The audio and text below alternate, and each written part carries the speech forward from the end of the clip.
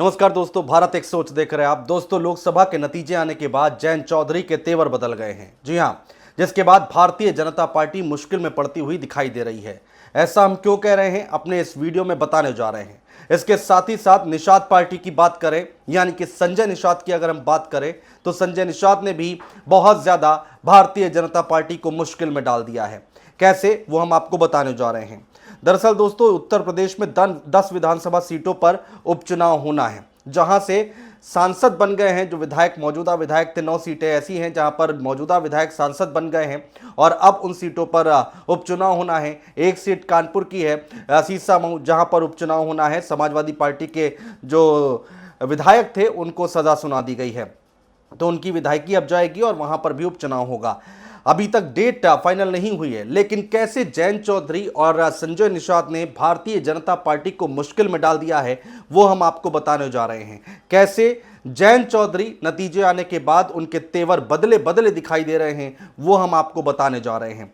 दोस्तों, यूपी में बीजेपी के जो सहयोगी दल हैं, उन्होंने सीटों पर दावा ठोकना शुरू कर दिया है। अंदर की खबर निकलकर दोस्तों ये आ रही है कि एनडीए के सहयोगी जयंत चौधरी ने उत्तर प्रदेश में 10 में से 3 सीटें मांगी हैं। 3 सीटें मांगने की योजना बना ली है, प्लानिंग कर ली है कि 10 सीटों में से 3 सीटों पर जयंत चौधरी अपने पार्टी के सिंबल पर अपने प्रत्याशी को उतारेंगे। वहीं निषाद पार्टी की अगर हम दोस्तों बात करते हैं, तो संजय निषाद की तरफ से भी 10 सीटों में से 2 सीटों पर दावा ठोकने की बात कही जा रही है कि संजय निषाद चाहते हैं कि उत्तर प्रदेश की 2 सीटें कम से कम उनको मिले, जिन पर वो अपने प्रत्याशी को उतार सके। आरएलडी के नेताओं का कहना है दोस्तों कि सीटों की डिमांड के लिए एक कमेटी गठित की जाएगी जो बीजेपी से वार्ता करेगी। आरएलडी के 2 लोकसभा सांसद हैं, एक राज्यसभा सांसद हैं, योगी सरकार में मंत्री हैं, एक विधान परिषद सदस्य भी हैं। अभी पार्टी के पास 9 विधायक थे दोस्तों, लेकिन लोकसभा का चुनाव हुआ, उसके बाद पश्चिमी उत्तर प्रदेश की मीरापुर विधानसभा सीट से विधायक थे चंदन चौहान, जो कि जीत चुके हैं चुनाव और लोकसभा का चुनाव जीत चुके हैं और अब सांसद बन चुके हैं। तो मीरापुर में यहां पर उपचुनाव होना है। ऐसे में पार्टी के पास वर्तमान हालत में अगर हम देखें तो 8 विधायक हैं और पार्टी यानी कि जयंत चौधरी अपने विधायकों की संख्या इस बार उपचुनाव में और ज्यादा बढ़ाना चाहती है, इसलिए 3 सीटों पर दावा ठोक रही है। कौन कौन सी सीटें हैं वो भी हम आपको बताएंगे, लेकिन आरएलडी ने यह मान लिया है कि मीरापुर सीट से जो उनके विधायक जीते हैं और वो सीट खाली हुई है, तो मीरापुर सीट जो है वो आरएलडी अपना मानकर चल रही है कि उसी के पास रहेगी। तो अब बाकी 2 सीटें कौन सी हैं जिस पर जयंत चौधरी अपना दावा ठोक रहे हैं? वो सीटें हैं दोस्तों अलीगढ़ की खैर विधानसभा सीट और गाजियाबाद विधानसभा सीट। दोनों ही सीटें दोस्तों पश्चिमी उत्तर प्रदेश में आती हैं, गाजियाबाद और अलीगढ़ की खैर विधानसभा सीट। और आरएलडी ये मानती है कि पश्चिमी उत्तर प्रदेश में उसकी अच्छी खासी पकड़ है और इन सीटों पर वो चुनाव जीत सकती है। फिलहाल मीरापुर अपने खाते में मानकर चल रही है आरएलडी और इन 2 सीटों पर जयंत चौधरी बीजेपी से डिमांड करने की योजना बना रहे हैं। खैर विधानसभा सीट पर 2022 में आरएलडी ने भगवती प्रसाद को चुनाव में मैदान में उतारा था। गाजियाबाद विधानसभा सीट से 2022 के विधानसभा चुनाव में दोस्तों आरएलडी की तरफ से विशाल वर्मा चुनाव लड़े थे। हालांकि मीरापुर विधानसभा सीट ही आरएलडी जीती थी और बाकी की ये दोनों सीटें आरएलडी हार गई थी। हालांकि फाइट बहुत नजदीकी थी, बहुत तगड़ी फाइट थी। आरएलडी को लगता है कि इन दोनों सीटों पर उनका प्रत्याशी चुनाव जीत सकता है, लेकिन समस्या यह है कि इन दोनों सीटों पर ही भाजपा के विधायक जीते थे। अब पेच कहां फंसेगा या फिर फंस रहा होगा, वो आप जरा समझने की कोशिश कीजिए।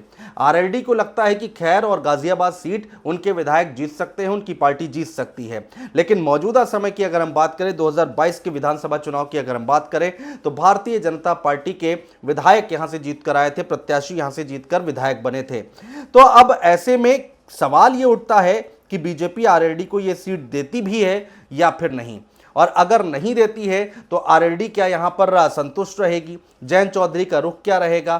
क्या किसी तरह की कोई नाराजगी निकलकर सामने आएगी? दोस्तों, अंदर खाने से पक्की खबर यह निकलकर सामने आ रही है कि बीजेपी से उपचुनाव में पार्टी की तरफ से 3 सीटों की डिमांड रखी जाएगी जयंत चौधरी की तरफ से। अब कितनी सीटों पर बात बनती है या फिर नहीं बनती है, यह तो कहना मुश्किल है, लेकिन बीजेपी इस समय जरूर संकट में दिखाई दे रही है, क्योंकि जयंत चौधरी ने अपने तेवर बदलने शुरू कर दिए हैं। पार्टी के नेता मानते हैं दोस्तों, यानी आरएलडी के पार्टी के नेता मानते हैं कि पश्चिमी यूपी में आरएलडी काफी मजबूत है। ऐसे में भारतीय जनता पार्टी आरएलडी को ये सीटें दे देंगी। नेता तो ये बात जरूर कर रहे हैं आरएलडी के, लेकिन भारतीय जनता पार्टी की राजनीति करने का जो स्टाइल है दोस्तों, उसके हिसाब से उसको देखते हुए ऐसा लगता नहीं, चांसेस बहुत कम है।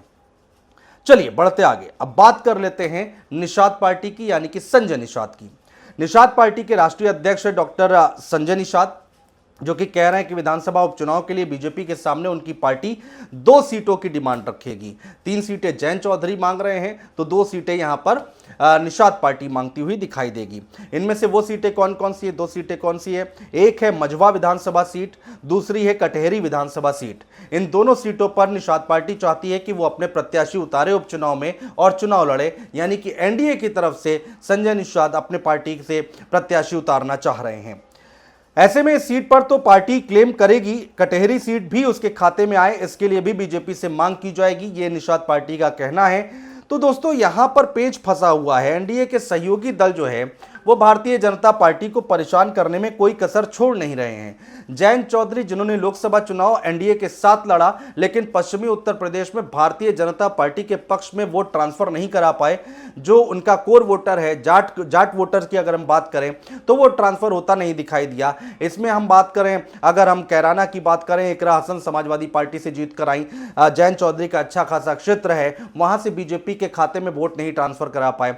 मुजफ्फरनगर की बात करें, जो कि हरेंद्र मलिक ने चुनाव जीता, संजीव बालियान वहां से चुनाव लड़ रहे थे, वहां पर वोट ट्रांसफर नहीं करा पाए। ऐसे बाकी और बहुत सीटें हैं पश्चिमी उत्तर प्रदेश की, जहां पर जयंत चौधरी का प्रभाव भारतीय जनता पार्टी के पक्ष में होता दिखाई नहीं दिया। और अब यहां पर पार्टी कह रही कि पश्चिमी उत्तर प्रदेश में हम मजबूत हैं, तो हमें 3 सीटें दीजिए। बीजेपी की तरफ से यह कहा जा सकता है कि यहां पर जो 2 सीटें हैं, चाहे हम खैर की बात करें या फिर गाजियाबाद की बात करें, वहां पर बीजेपी के विधायक थे, जीते थे, जो कि सांसद बन चुके हैं। तो अब बीजेपी के लिए यहां पर बहुत मुश्किल खड़ी होती दिखाई दे रही है कि अब बीजेपी की तरफ से क्या स्टैंड लिया जाता है दोस्तों, वो देखना बहुत दिलचस्प होगा। संजय निषाद को किस तरह से वो मैनेज करेंगे, ये देखना बहुत दिलचस्प होगा। अगर सीटें देते हैं तो फिर दिक्कत, नहीं देते हैं तो और ज़्यादा दिक्कत कि सहयोगी दल नाराज़ ना हो जाएं, आने वाले वक्त में और परेशानी ना खड़ी हो जाए। ऐसे में लोकसभा में पूरी मेजॉरिटी भारतीय जनता पार्टी के पक्ष में नहीं आई है, एनडीए की सरकार बनी है, ऐसे में दिक्कतें पैदा होनी लाजमी है। बहुत शुक्रिया दोस्तों।